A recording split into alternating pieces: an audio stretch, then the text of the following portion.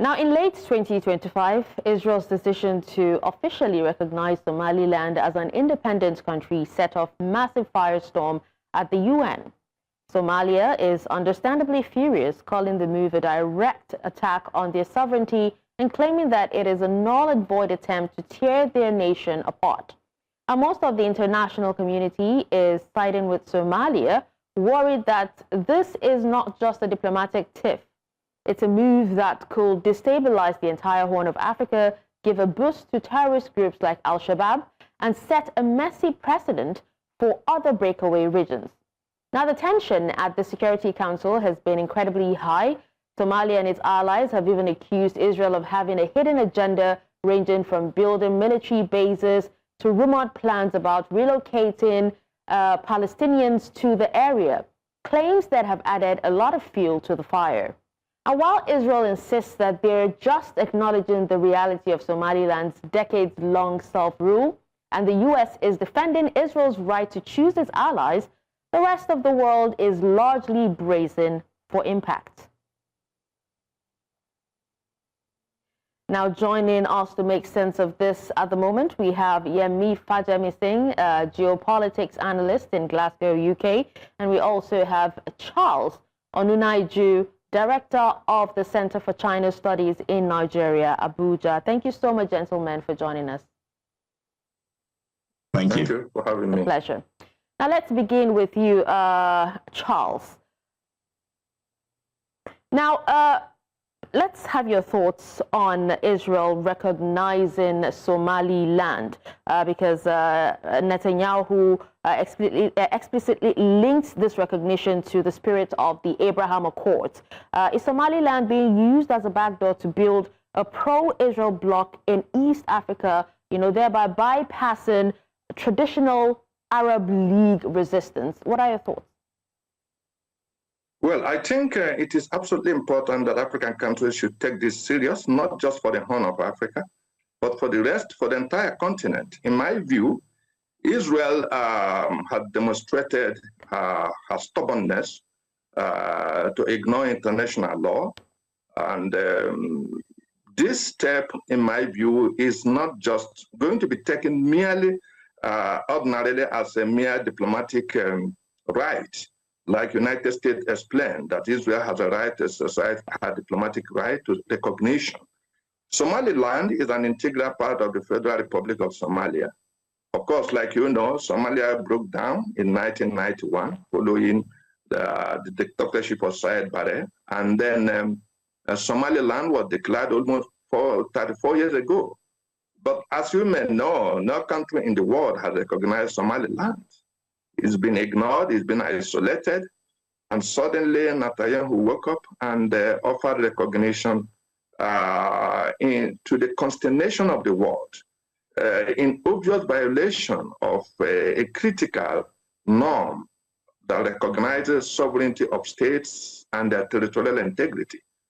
The Federal Republic of Somalia is a member of the United Nations, a member of key international organizations, including African Union. So this is a serious alarm bell that countries in Africa and also Nigeria should take serious. And of course, the president of Somalia has said Netanyahu wanted to upload Palestinians in Gaza to Somaliland. He wanted access to the Red Sea and and all that. This might be real, that might be the reason, but the point, it is symbolic. It is very, very symbolic to what could happen in Africa, especially with countries with established fault lines like Nigeria. If this is allowed to stand, it has implication to encourage secessionism, and the fact that Israel could simply wake up to recognize such states, and before you know it, it becomes a pattern, is the reason why African countries, especially Nigeria, should push very hard on this. There must be, beyond declaration, Nigeria has issued a very strong statement condemning it, but beyond declaration, more will have to be done. Like I said, Somalia is ethnically homogeneous, religiously homogeneous. They're all Somalis, almost 90% are Somalis, almost 100% Muslims.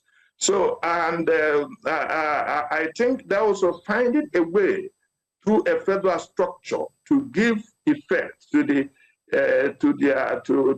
reality of Somalia that is based on clan, not ethnicity or religion. So I believe that this step is very dangerous and must be. Words are not enough. Israel had demonstrated that words are not enough. For over 2 years, all manner of statements were issued, rebuttals were issued, United Nations resolution upon resolution were issued about the plight of Palestinians in Gaza. And of course, everybody knew that Mr. Netanyahu went on until he was called to order by Donald Trump. So people should know that war statements, no matter how good, no matter how vehement, is not enough to stop Netanyahu. Well, this could actually be the beginning of more complicated. Okay. All right. Well, some would actually say this is a case of two unrecognized states recognizing each other. But let's hear Yemi's thoughts as well. Yemi, Somali's Prime Minister Hamza Abdi Bare recently called this an extension of Netanyahu's Greater Israel's agenda. And Somalia's representative at the UN called this a flagrant assault on their territorial integrity. So what are your thoughts? If the world recognizes this move, what are we witnessing? Are we witnessing the effective end of the inviolability of borders in Africa, which is indeed a principle that the African Union has defended since 1963? Yeah, thank you. I think, in my view, is a risky move from Israel. So if we go back to the basis, the Somaliland itself gained independence from the British colonial rule around 1960.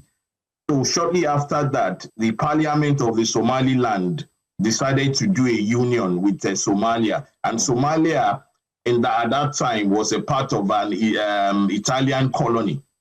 So to me, and most experts will agree that it was a mistake then, what's the union of Somaliland and Somalia. So after that, the civil war broke out there, and Somaliland has been trying to plea for independence since then. In the eyes of the world, Somaliland and Somalia is the same. So what the world has been saying is the decision for Somaliland to break away rests with African Union, the AU. And what the African Union is saying that in order for that to happen, Somalia must agree, and Somalia now is saying no.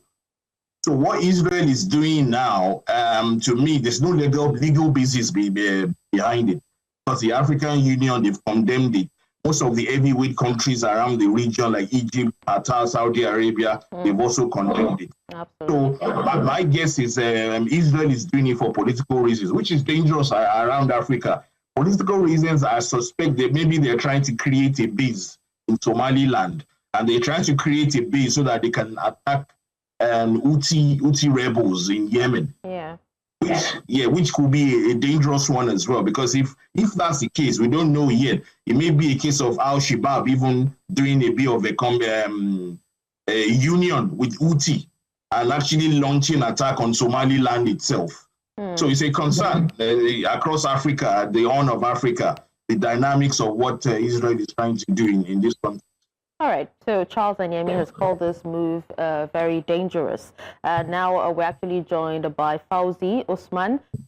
He's a Somali National Army veteran and Horn of Africa analyst in Mogadishu, Somalia. Thank you so much for joining us on the show, Fowzi. Thank you very much. Thank you for having me. It's a pleasure. So let's hear your thoughts, Fowzi. What exactly would you say this recognition is about? Diplomacy, or more about Israel securing a military footprint to counter Houthi and Iranian influence in the Red Sea, as Yemi has actually said. Also, as a veteran, you know the terrain. How does an official Israeli presence in Somaliland change the tactical map, for the Somali National Army as they continue to battle Al-Shabaab in the south? Thank you very much. Really, let me give you a bit of a rundown here.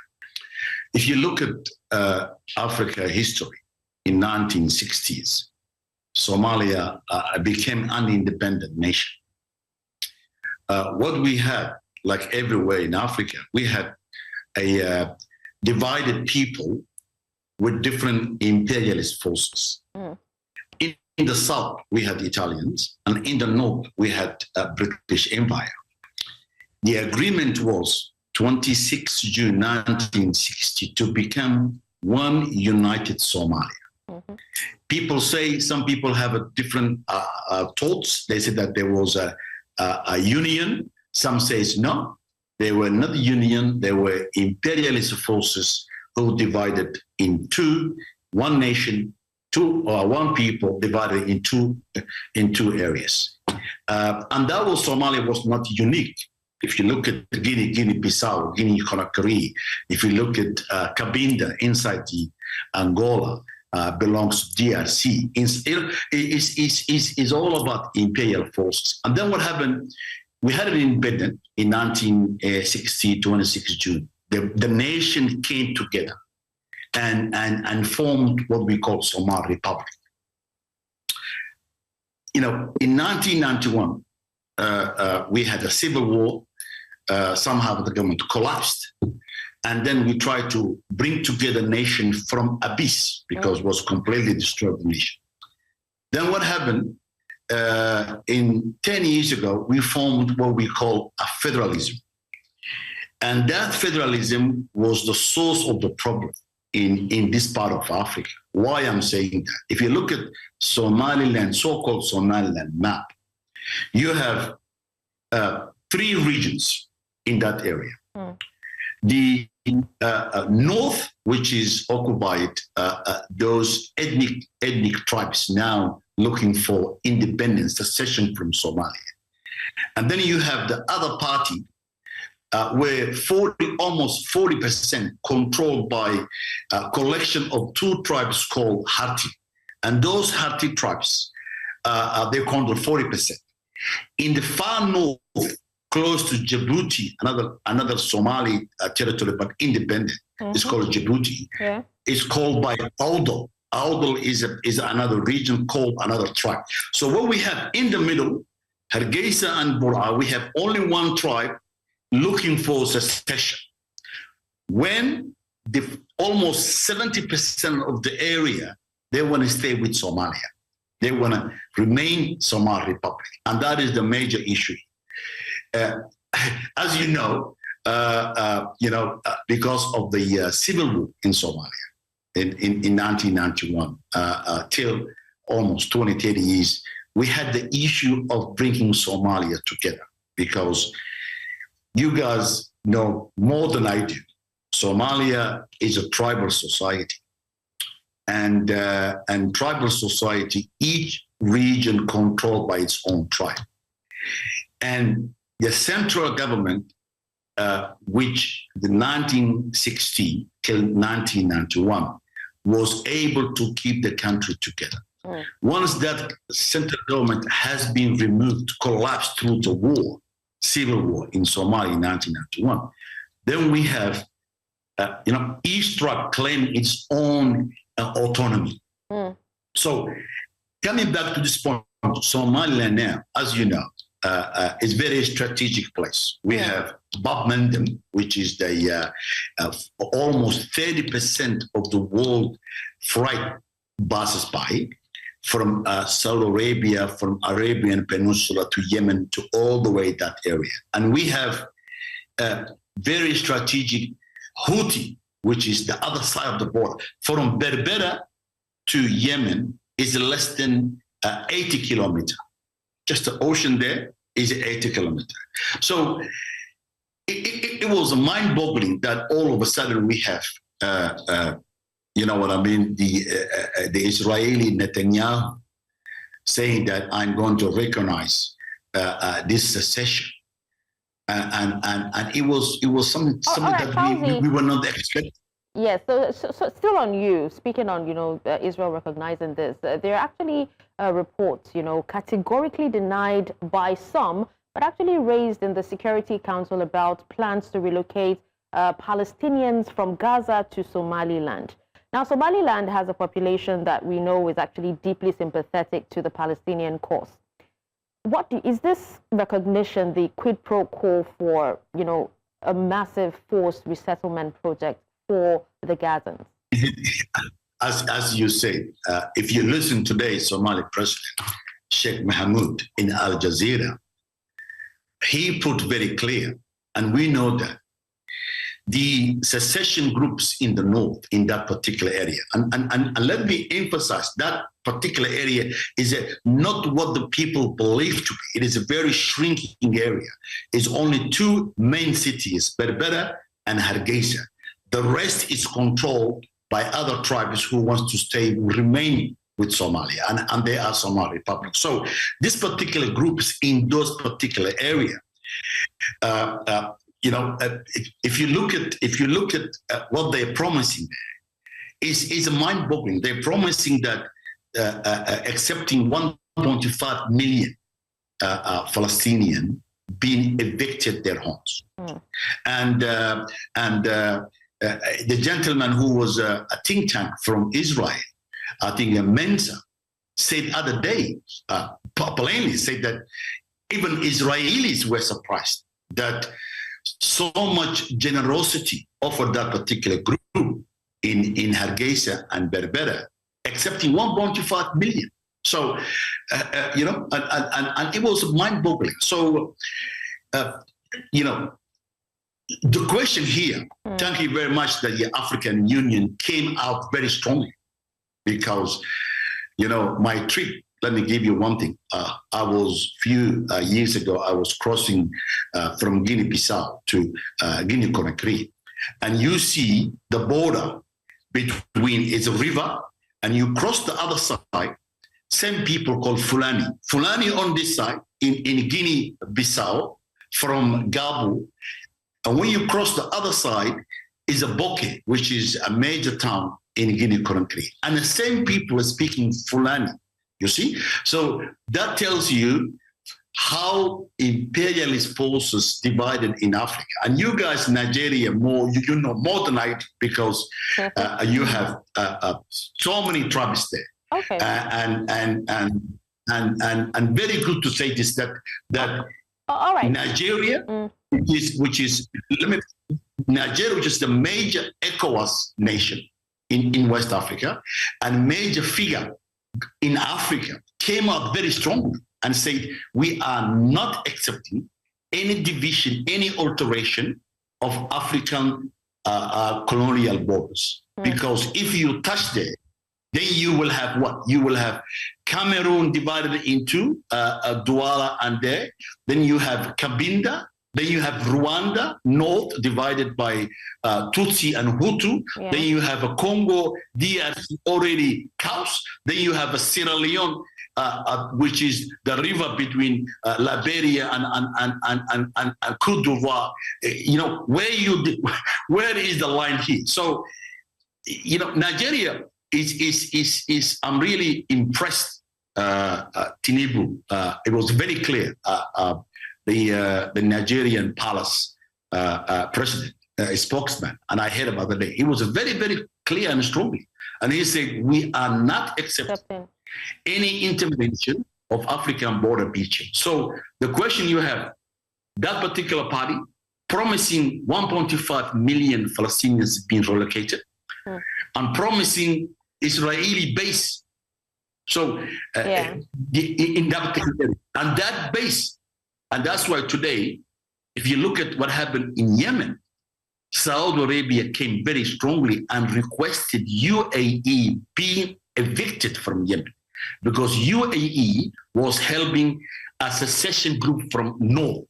And that secession group, Saudi Arabia said, we are not accepting, in light of what's happening now in Somalia, we are no longer accepting any division in Yemen. All right, so, Fowzi, we will definitely come back to you on that. But let's hear to Charles and what he has to say. Charles, let's talk about, Al-Shabaab, which Al-Shabaab has always thrived on the narrative of foreign invaders. Does this Israeli recognition hand these militants, their most powerful recruitment tool in a decade? Well, I think the president of Somalia has responded very, very logically to that question. He said Al-Shabaab had refused to come on to the national dialogue establish framework for durable peace, and posturing about fighting Israel is only posturing, because if it is interested in the unity of Somalia, it should get into the dialogue process and get into the framework of a federal structure that offers autonomy and offers a degree of autonomy to constituent units. I think he was dismissal of Al-Shabaab posturing of mobilizing to fight Israel, because Al-Shabaab has been the main factor in the durable crisis in Somalia. So I think Al-Shabaab should first get into the national dialogue, prove itself, prove its Somaliness by engaging with other social and political processes in Somalia to establish stability. And that will be the first step, as President Mahmoud has said. So I align with that view that Al-Shabaab should first purge itself of its role as very disruptive of the Somalia national dialogue, get into it and prove itself a worthy Somali. Then they can find a common ground in pushing back at what appears to be Israeli incursion into that area. That being said, I want to because if you remember 2011, when the Libyan crisis also erupted, and there were push for United African Unity, AU canvassed for a national will, a national government, as opposed to the push for the rebels to become government, the so-called National Libyan Council. And eventually, when Libya collapsed, you could see that Nigeria, the Sahel, went into flames. Nigeria is still smarting. Everybody knows, including Nigerian leadership, that the durable terrorist issues in Nigeria have been made more durable by the collapse of Libya, the flow of arms, the flow of fighters, the flow of personnel, and the radicalization of the Sahel was a direct consequence of the collapse of Libya. So I think beyond the implication for Somalia national sovereignty, this step, if allowed to stand, will be a framework, will be a gateway to greater destabilization in Africa. And like I said, Nigeria has a fault line, though maybe not similar to that of Somalia. But if this is allowed to stand, Israel could move the goalpost a little further. It could also decide to recognize a number of secessionist movements across Africa. And the danger is that could set the continent on fire. So beyond the implication for Somalia, of course, like everybody like the Somali member of our panel has suggested, trying to implant the Palestinians in Somaliland. And from what he said, this whole idea of Somaliland independence is a very narrow thing of a very small group within Hargeisa. Not even, it's not popular within the Somaliland, which have been offered a federated status. They can have considerable autonomy to organize their affairs within the framework of sovereign Somalia. So I think my concern is Israel statements, no matter how hard, no matter how strong, denunciations does not make any difference to Israel. Mr. Netanyahu has proven his thick skin. He's proven over and over that statements, no matter how acidic, pushbacks do not appeal to him and do not make him to change his views. The question is, what is to be done? Nigeria, African Union, ECOWAS should take the lead in pushing back as well. We will come to that. But in my view, there is more need for practical action than issuing strong statements, strong denunciation. Israel has proven over time that denunciation and strong statement do not make any more difference, except you take action that affect Israel. And in my view, diplomatic push in this respect, the recognition of Israel in most of Africa would be a very good stance, like Nigeria. Asking Israel to downgrade its embassy in Abuja would be a very strong rebuttal to this action. It's not enough to issue statements. Let's be very clear. Netanyahu never get worried with statements. We know that. Everybody knows that, except people, anybody naive to believe that issuing a strong statement could change Netanyahu's mind. Yeah, we saw that happen in Ghana. Can I say one word? This is a very, my brother in Nigeria made very good point. This is a Pandora box in Africa, where you draw the line. You see what I mean? You are going to have new secession groups coming to the fore, and remember, you know, Nigeria, I was a young boy, but I still remember, you had your own issue about the Biafra. Even today, somebody in where we were mentioned that problem. He said, Biafra is still there, you see? And so the question here is very clear. Let me go back to Al-Shabaab, and I give you back to Al-Shabaab has lost in the last 6 months a significant territory. I myself, I was involved in a strategy. So many, we basically, we claimed back so many territories. And because Al-Shabaab refused categorically to sit down with Somali Republic and say, look, what is it you want here? Then when they refuse to completely to accept, it is a terror group. You know, terror group, there's always their way. We said no. If you don't want to compromise, lay down your weapons, sit down at the table and discuss. Once they said no, we had a significant power was brought to bear against it. So many cities were claimed back from Somali Republic.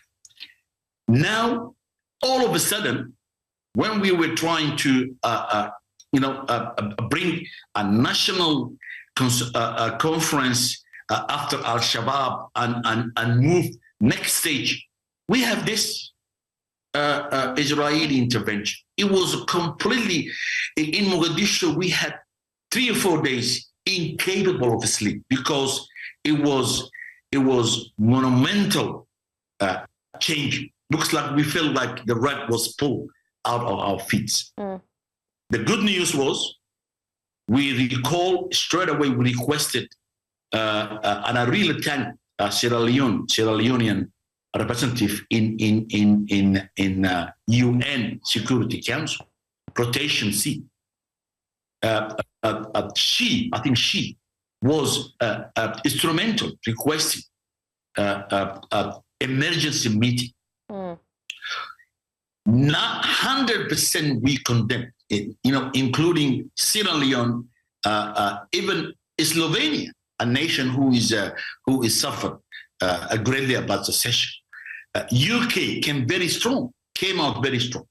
The only one who also tried to say that we are not changing our policy, but defended Israel, because that Israel cannot even acknowledge our real estate. That's what they say. That was U.S.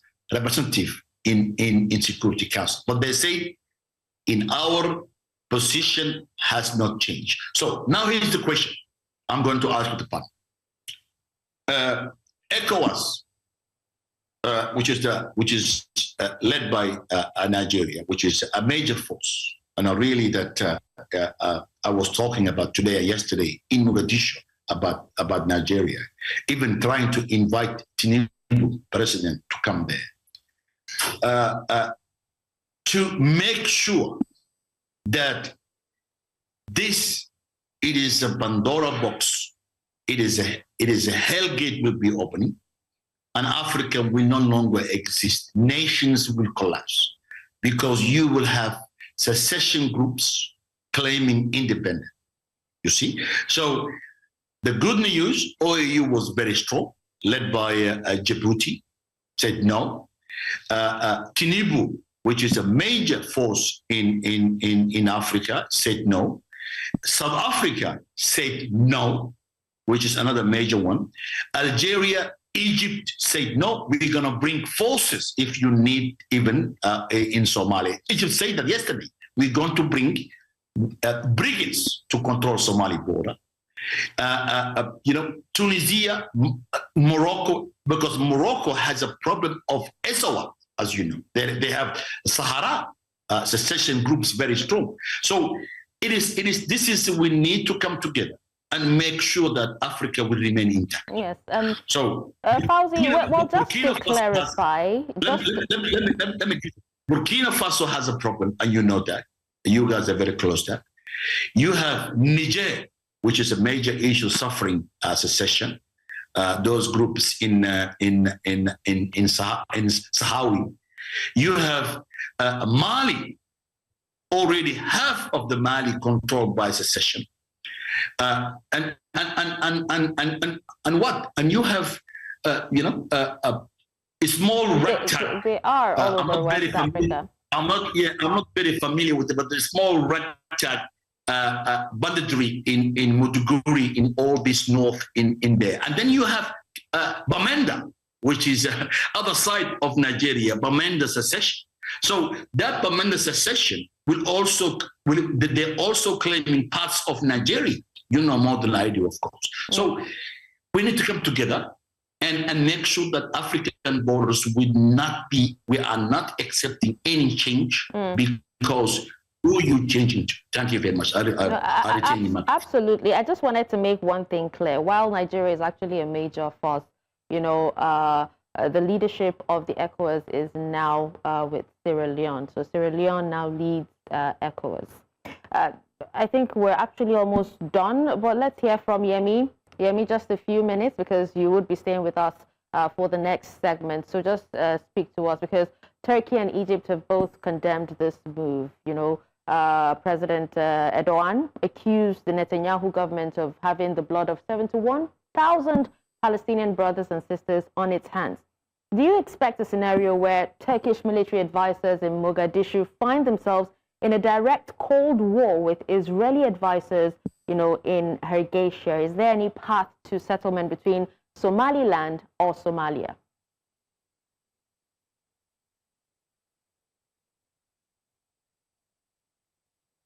Hello, Yemi? Okay. Can you hear me? Yeah, I can hear you now. Please go ahead. Right. I don't see anything meaningful coming out of transporting people from Gaza to Somalia, because that's going to be a textbook example of ethnic cleansing, and that's going to cause an outrage worldwide. So I don't really see that happening. And I understand why African Union is being careful issuing statements, because the African Union, they've seen this movie before, where I'll give you a typical example is South Sudan that gained independence, and Eritrea. These places are now technically war zones now. So African Union is normal for them to issue all these statements, which I agree with, because the colonial days kind of created borders with no regard for the reality on ground, where clans are separated from their kings. So the African Union kind of understand that if they carry on with this rule without issuing any condemnation, then you're going to be seeing bloodshed across Africa. So it's a dangerous move there. So I quite agree with what's going on. One thing we should also note that Mr. Trump on Boxing Day dismissed the idea of recognizing Somaliland, which is a good thing. The EU has also issued a condemnation against... Wait, did he condemn or he defended Israel's right to recognize Somaliland, but, he himself has not changed his own policy? Yes, we also need to understand that Trump is very unreliable, is very unpredictable. So because his diplomat says something doesn't mean he's going to say the exact same thing. So the U.S. position is very unpredictable. What we do know for now is it's very unlikely that the U.S. government will recognize Somaliland like as Israel is done. it's very unlikely. I do know their position change from time to time. They could say one thing today and say another thing tomorrow. Okay. But I think as it stands now, I think it's unlikely for the US to recognize it. All right. Well, we'll wait and see what happens in the coming days. But thank you so much. I really wish we had more time to speak more on give me 1 this. second. The U.S. administration in the United Nations Security Council said very clear, we have not changed our stance on Somali Republic, that means Somalia, but defended Israel and said Israel has the right to recognize whomever they want. Yeah. Okay. The second question here is that the UK, which is that part controlled from 1790 till 1920, it was a major war. Those tribes today opposing in this particular secession are the one who lost the majority of men against Britain, and those tribes today, they are with Somalia. So Hargeisa and the Bora and Berbera were always collaborated Britain in 17th century. So you have always this particular area combustible. You have large groups fought against imperialism, and the very people today defending wants to be secession are those who were with Britain. You see what I mean? Enduring imperial forces. So this, and today, and this is very good news. And today we are talking about sending forces in the north of in that particular area called Aldo, the border with Djibouti, sending Somali forces, almost 10,000, transported by Turkey and Egypt and Saudi Arabia. They already promised. But we don't want a war. We don't want a war with shooting, because we had enough shooting the brother. And we say, if you don't back down this, we will come with the forces and we will make sure those regions become independent from you.